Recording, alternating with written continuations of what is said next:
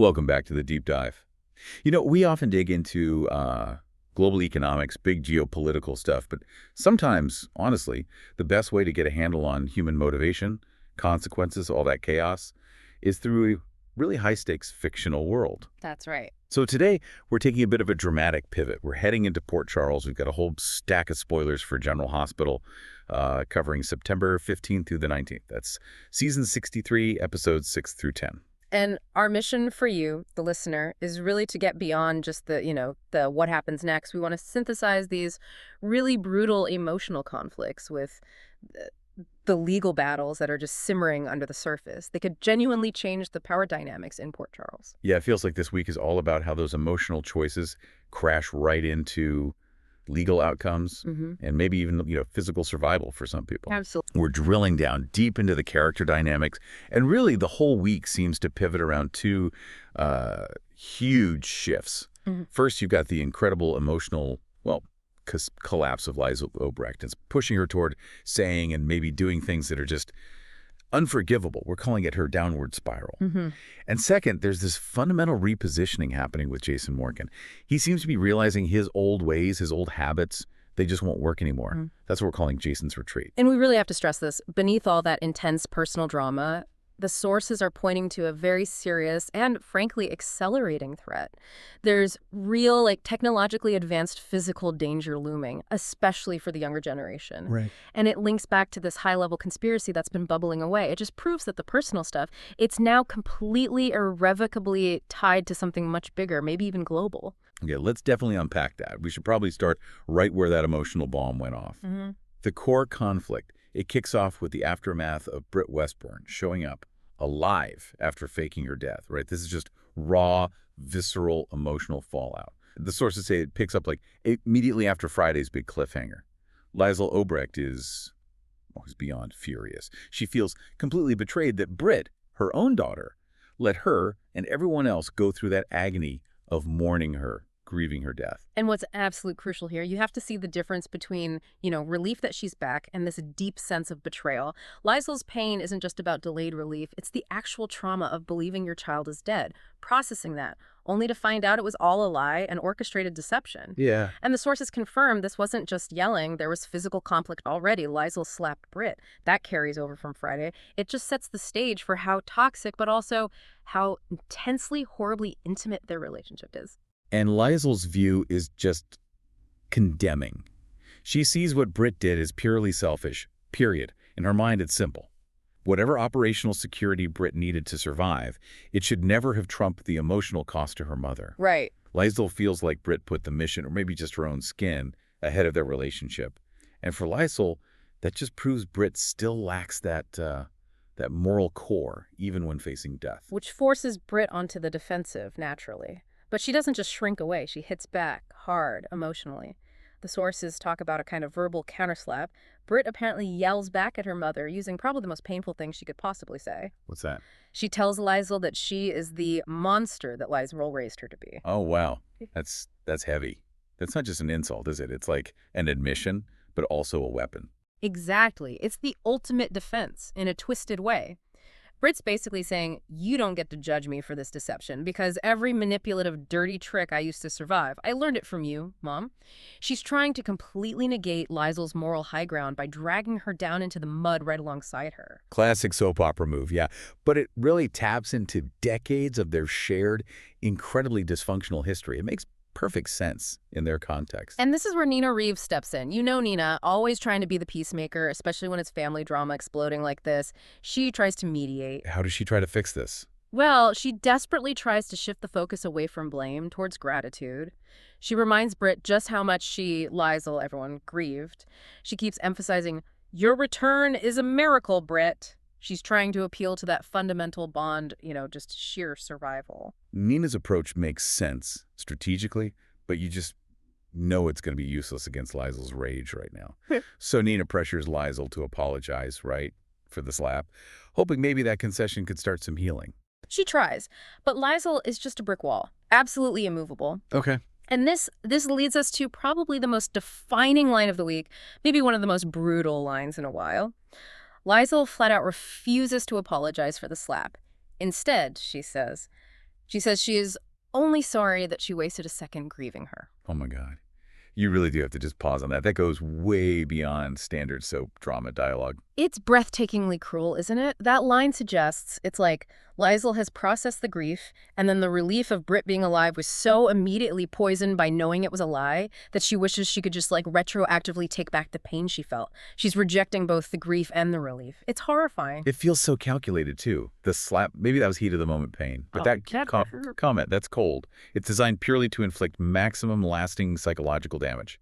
Absolutely. It negates the entire emotional investment Liesl made when she thought Britt was dead. It basically says, you know what? I wish you had stayed dead, because finding out you're alive after I went through all that, it cost me too much. It violated my own emotional integrity. Wow. And if you think about the impact on Britt, psychologically, that has to be the final straw, right? If your own mother rejects you that violently, that definitively, after you've just survived, I mean, where do you even turn for support? Nowhere. This kind of brutal severing, it almost forces Britt towards the only other anchor she might have left. Which brings us right into Jason Morgan's whole crisis. Precisely. Britt needs a reset. She needs stability, even if it's the complicated stability of Jason's world. And all this chaos swirling around Britt, it forces Jason to finally confront his own patterns, his own defaults, which leads us right to this idea of Jason's retreat.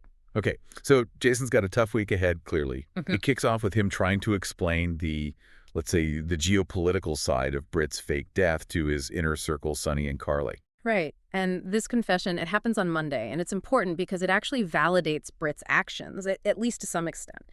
Jason tells Sonny and Carly that someone, quote, went to a whole lot of trouble to fake Britt's death. Which confirms for the Corinthos organization, okay, this wasn't just Britt running off. They're dealing with something big, something orchestrated, sophisticated, backed by serious resources. And this immediately snaps the focus back to that bigger picture we mentioned. The sources are apparently really strong on linking this whole deception to Colette, remember her, a known operative who used to work for Cesar Faison. Ah, Faison. That name still sends shivers down the spine in Port Charles, doesn't it? It absolutely does. This Faison connection isn't just a minor detail, it's potentially seismic. It's a major historical callback.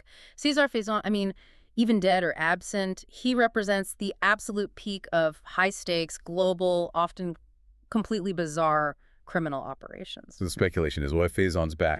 The strong speculation, based on the sources, is that this whole setup, the fake death, the high-level planning, it points directly towards Cesar Faison possibly returning, maybe even with Anders Hove back in that iconic role. Wow. And if Faison is involved, suddenly we're not just talking about local mob squabbles anymore. We're talking about a villain with genuine global reach, someone who blends espionage, crime, and often cutting-edge weird technology. Okay, so while Jason's maybe grappling with these huge Faison-level threats, his immediate problem, the domestic threat, is Carly. The sources say Carly is really hurt about something. And the prevailing theory seems to be her anger is about Jason prioritizing Anna Devane and Britt over her, specifically kicking her out of Anna's office so he could talk to Britt first. That it? That seems to be the consensus. And that action, kicking Carly out, it's incredibly public, incredibly symbolic. It's a rejection of their, let's be honest, codependent partnership. Yeah. Carly isn't just hurt. Her ego, her status as, the mob's first lady, it's taking a direct hit. Yeah. She expects, based on their whole history, to always be the #1 priority in a crisis. Jason's signaling, even slightly, that someone else comes first. That's just intolerable for her. Right. And if that's what's causing the friction now, well, the sources are basically warning Carly's about to get a lot unhappier. Because this brings us right to that critical point.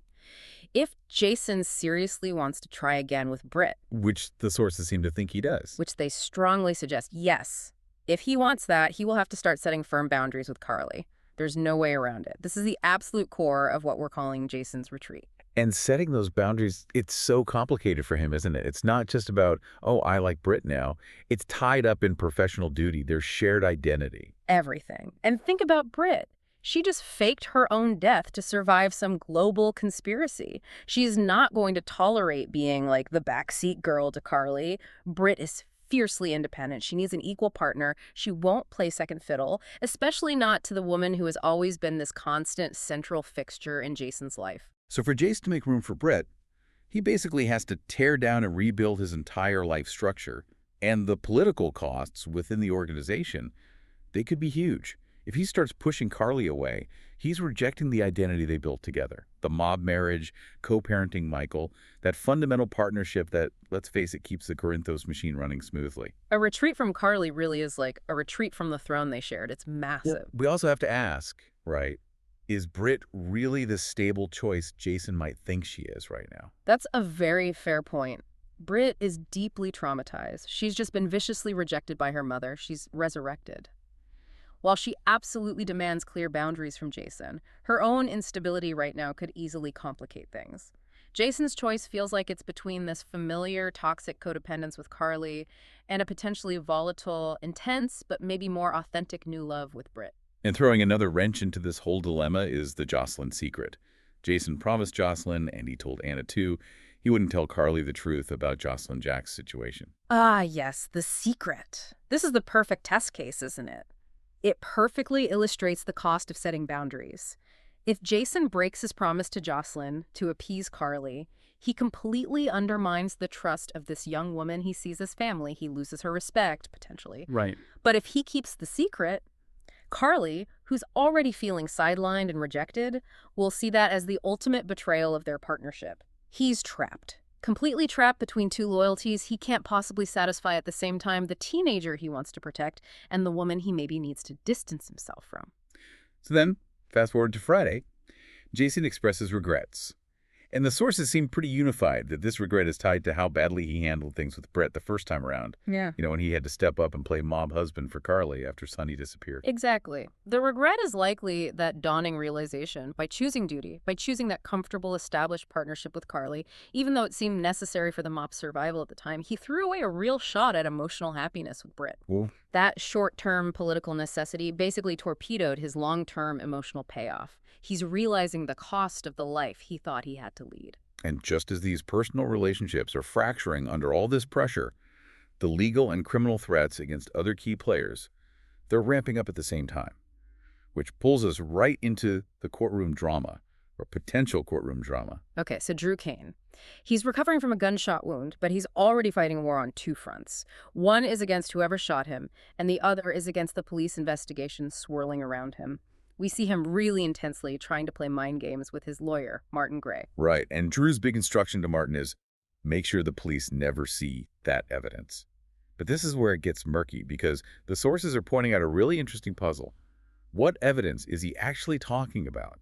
And why exactly does he want it hidden? Yeah, we need to clearly lay out the two main possibilities here, because they have totally different legal consequences.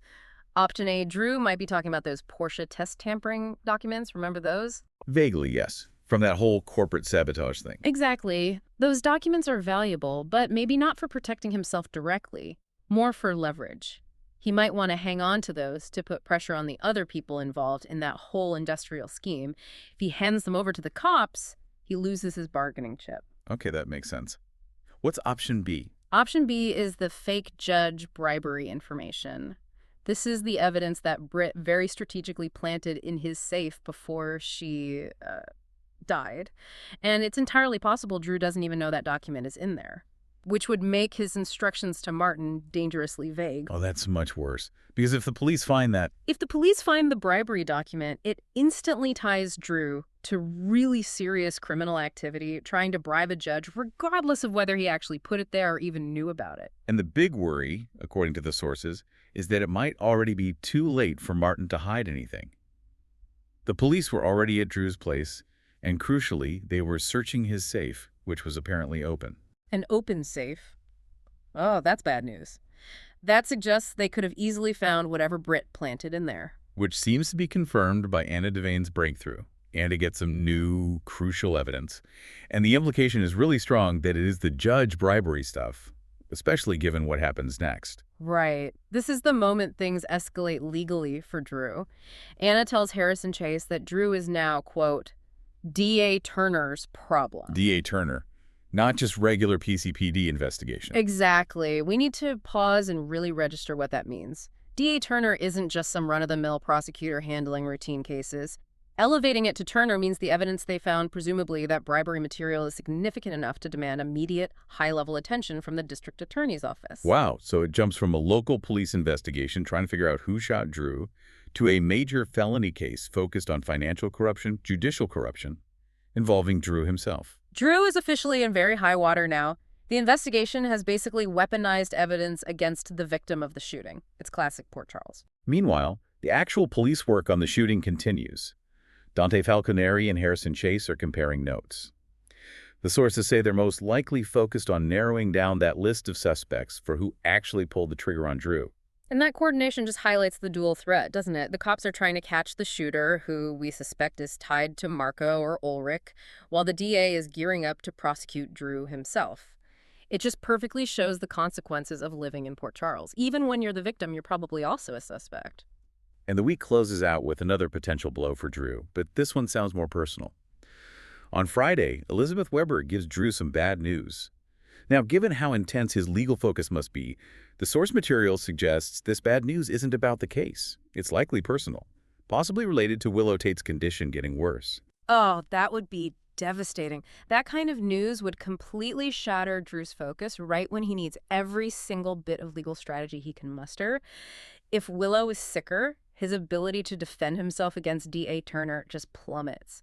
It connects his legal fight to his deepest personal fears. Maximum pressure on the character. And the shadowy figure who might have ordered the hit in the first place. Marco, he's still out there, very active, which pulls us into that unexpected, almost sci-fi threat that's now touching the younger generation. Okay, so we've got Drew caught in this legal mess, but the person who maybe ordered or carried out the shooting, he's now apparently got his own problems. We dive right into this explosive fight between Marco and his father, Ulrich Sidwell. Marco was reportedly furious, just absolutely blasting Ulrich. This is a really critical distinction to make about why he's furious. The speculation, as we said, is Marco's accusing Ulrich of the Drew Kane shooting, but Marco isn't mad about the morality or the legality or anything like that. No, then why? He's furious because the shooting was disruptive. It messed up his plans. Apparently, Marco was trying to use Drew in some way to leverage him to accomplish some larger, still undisclosed initiative. So Ulrich shooting Drew wasn't part of the plan. It was impulsive. And it basically destroyed a valuable asset Marco needed. That's the strong implication. Father and son are now clashing not over ethics, but over tactics. It suggests Marco is much more cold, calculating, and strategic than his father. He's aiming for something way bigger than just taking out rivals one by one. And what could this initiative be?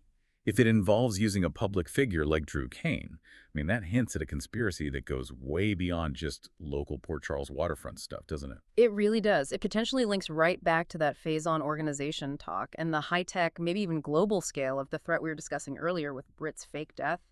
It feels like these threads are starting to connect. Okay, while that's brewing, the younger generation's drama, Jocelyn and Vaughn's secret affair, their little stunt, as Brennan calls it, is now apparently being used against them. John Brennan tells them point blank, this affair, it's going to cost both of you. Which immediately raises that complex question of leverage in Port Charles, especially leverage against someone like Jocelyn, who is Carly and Sonny's daughter. I mean, what can Brennan really do to her? Good point. The sources even mention it. Jocelyn always has the nuclear option, right? She could just turn around and tell her mommy on him. Exactly. Threatening Carly's daughter is basically threatening Carly, which means threatening the whole Corinthos organization. That severely limits what Brennan can realistically do to Jocelyn. His leverage over Vaughn is probably much stronger, but Jocelyn's parentage is like a diplomatic immunity shield. Okay, now we get to the part of the youth storyline that feels genuinely alarming. It connects that big conspiracy back to something deeply personal and sad. The missing pet and this looming research danger. Gio and Emma apparently get some upsetting news. And the strong speculation is that this news confirms their dog, Outback, still hasn't been found. Right, and that dog, Outback, has become this huge emotional anchor for that group. Emma's fear, according to the sources, is very specific and, frankly, terrifying. She fears that Dalton, remember him, that Dalton snatched Outback for testing. Testing. Okay, this is where we have to connect the dots, right? Back to those earlier plot points to really grasp how serious this is. Absolutely. We need to remember Pascal. He was talking about some new development, something involving cold fusion, and a new kind of radiation they urgently needed to test. And crucially, who are their initial targets for testing supposed to be? Higher mammals, specifically Jocelyn and Vaughn. Exactly. So now the implication is horrifying. By making the dog, Outback, the potential test subject instead, the physical danger, this exposure to unknown radiation from experimental cold fusion research, It shifts. It's no longer just a conceptual threat hanging over the teenagers. It becomes a very real, immediate, visceral threat against a beloved family pet. Oh, that's dark. The kids can't exactly fight Cesar Faison or Marco directly, but they can fight tooth and nail to save Outback. Yeah. It makes the danger incredibly personal and emotionally charged for them. And this whole research plot, it just elevates the stakes dramatically. This isn't just a mob story or a corporate espionage story anymore. It's touching on dangerous science, possibly weaponized research, and Jason's storyline intersects with this too. How so? Jason apparently shares some sad news on Wednesday. Now, it could be about Monica's declining health, but the sources strongly suggest it might actually be related to the missing Outback, which would pull Jason directly into the orbit of this dangerous storyline affecting the younger generation. Okay. Jason the Protector. If this high-tech danger is threatening his family, especially Jocelyn and her friends, he would absolutely get involved. That links everything, the mob drama, the Faison conspiracy, this high-tech science plot into one massive, terrifying threat matrix. And it completely validates why he might need that retreat we talked about to refocus his priorities away from the old Carly dynamic and towards protecting his family from these new, weirder dangers. Okay, shifting gears a bit, but still in the realm of intense emotion. The week is also apparently packed with budding romance, hidden secrets, and that persistent shadow of family loss, especially circling around Molly Lansing Davis. Molly opens up to Elizabeth Weber, finally, and the sources suggest she's admitting her secret feelings for Cody Bell. Yeah, that feels like good character development for Molly. Confiding in Elizabeth, someone she trusts, lets her actually say the words out loud, make those feelings real. But interestingly, that external honesty is apparently followed pretty quickly by some internal concealment. Molly is later hiding a secret. Another secret. What now? Well, the speculation is pretty fun, actually. It might be a new romance novel she's written. A novel that is, quote, basically written about Cody. Oh, come on. A secret romance novel about the local heartthrob. That is peak romantic angst and wish fulfillment right there. It shows Molly, despite being so intellectual and maybe a bit buttoned up sometimes, is really letting herself explore this deep, possibly messy emotional attraction. Meanwhile, Cody himself is apparently getting a nudge in the right direction. Christina Corinthos Davis may be sensing the vibes or just being Christina encourages him. She apparently urges him to just tell Molly he likes her. Christina playing Cupid. Interesting. She's usually causing the chaos, not smoothing it over. Well, maybe she's acting as a surprisingly effective romantic catalyst here. But Cody's story takes a sharp turn later in the week. He's apparently in shock about something on Wednesday. Shock about what? The sources are a bit vague here. It could be related to Molly. Maybe he finds out about her feelings, or worse, finds the secret novel. Or it could be something much darker he learns while talking to Christina. Maybe some new development in the mob world, or something about Drew's legal situation that affects Sonny. Whatever it is, Cody's emotional state is suddenly rocked. Okay. And Nina's pressure cooker personality is still on full boil too, right? She apparently goes off on someone. Maybe Willow Tate. That's the likely target, yeah. Probably Nina losing it over Willow insisting she's sticking by Drew, even with his legal troubles mounting and D.A. Turner circling. Oof, Nina. It just highlights her fundamental flaw, doesn't it? She sees everything through the prism of, are you loyal to Sonny or are you a threat?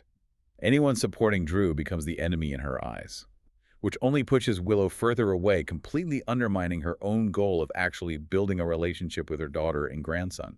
It's tragically self-destructive. Now, speaking of families under pressure, the Quartermains, they're always the historical bedrock of Port Charles, right?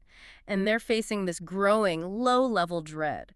Monica Quartermain's worsening health is mentioned repeatedly as a growing concern throughout the week. Yeah, that storyline feels heavy with anticipation. And the sources confirm a really significant connection happens. Jason and Tracy Quartermain connect. That meeting alone is highly symbolic. What do they connect over? Well, it could be the obvious. Monica getting sicker, a moment of shared family worry, maybe finding some common ground despite their complicated history. Oh, knowing Tracy. Or, in classic Tracy fashion, it could be them bonding over their mutual dislike of Drew Kane, maybe connecting over their shared lack of sympathy that he got shot. That would tie their family drama right back into the week's big legal crisis. Tracy's never hidden her feelings about Drew, and Jason's relationship with his twin has always been fraught. That could be a very interesting, possibly uncomfortable conversation. Absolutely. Yeah. Meanwhile, Britt has to face the music, the cold, hard reality of being, well, resurrected after being a fugitive. She apparently has to swallow her considerable pride on Thursday. Pride about what?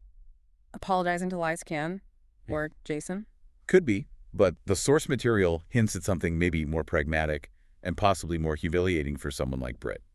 Setting her pride aside with the doctors back at General Hospital, potentially going back, cap in hand, begging for her old job. Oh, wow. If she's actually begging for a job, that really signals the severe professional and probably financial fallout from faking her death. Britt Westbourne, known for her skills but also her arrogance, having to go back to the place where she supposedly died and ask for work, that's a huge dose of humility. It shows she might actually be serious about rebuilding her life, brick by painful brick. Yeah, and we should probably offer some clarity for you, the listener, about the Monica situation, because several spoilers this week. The sadness Jason shares, the family connections they feel like they could be leading up to Monica's death this week. Right, but the sources are quite clear on this. Her death is definitely not expected this week. It's vital context. We know that Erica Slezak, the actress who plays Monica, was filming funeral scenes in September, and those are expected to air in October. Okay. So what we're seeing this week is the buildup. It's the emotional preparation, the narrative foreshadowing, that slow, sad preamble to what will be a massive foundational loss for the Quartermaines and the whole town. But the actual event, the death itself, seems projected for late September or, more likely, October. Got it. Okay, just a few final plot points to tie things up. Esme Prince apparently realizes something alarming. Any idea what? The speculation centers on physical evidence. Maybe she realizes her fingerprints are still on that baseball bat in the living room, or some other piece of evidence tying her to past crimes is still out there. Basically, the consequences of her previous actions are still closing in. Makes sense for Esme and Charlotte Cassidy. She opens up to Lulu Spencer about missing her dad, Valentin, which is a nice emotional beat, and it also confirms Valentin is definitely back in the Port Charles mix. Good. And Lulu herself. Lulu, amidst all this chaos, apparently helped someone who's the victim of an accident on Friday, just showing her core decency, her humanitarian side kicking in. Nice. And finally, Gio was there for Emma, supporting her through that upsetting news about Outback. Right, ensuring that the emotional core of the younger generation and their dangerous connection to that whole high-tech threat remains front and center as the week closes. Okay, so wrapping this all up, what does this really mean for you, the listener, watching this unfold?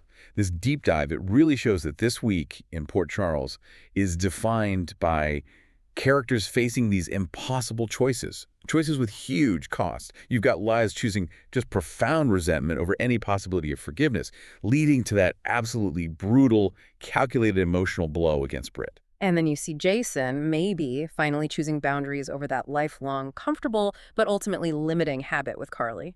That retreat, if he can actually pull it off, it costs him that stability within the Corinthos power structure, but it potentially opens the door to a real, genuine connection with Britt. But if he fails? If he fails to set those boundaries, he probably loses Britt for good and just plunges right back into that codependent dynamic with Carly. The stakes are incredibly high for him personally. And critically, those younger characters, they're facing actual physical danger. It's linked to this advanced kind of mysterious science, cold fusion radiation, and it's horrifyingly shifted its target from the kids themselves to their beloved dog Outback. That makes the danger feel so immediate, so intensely personal for them. And if you connect all these threads to the bigger picture, the emotional fallout from deception, like Britt faking her death, it's forcing these huge character shifts in Liesl, Jason, Carly. But all this intense personal drama is happening right alongside confirmation of this extremely powerful, possibly resurfacing criminal element, the whispers of Face On, Marco's mysterious initiative, this high-tech research. It really makes you question the balance of the narrative, doesn't it? Given how much trouble someone went to fake Britt's death and knowing about Marco's plans and this cold fusion testing, you have to wonder, are all the legal battles Drew's facing, the romantic crises with Jason and Carly, are they just like sophisticated distractions? Are they masking a much larger, maybe even global high-tech threat being orchestrated by a returning Phase-On organization? Exactly. What layer of reality is Port Charles even operating on now when you have these almost science fiction elements, radiation, global conspiracies creeping into the everyday drama? It suggests the biggest threats might not be about who shot who last week, but about this potentially world-altering research happening right under everyone's noses. That is a fascinating and honestly pretty unsettling thought to leave you with. Thanks for diving deep with us into Port Charles today. We'll catch you next time.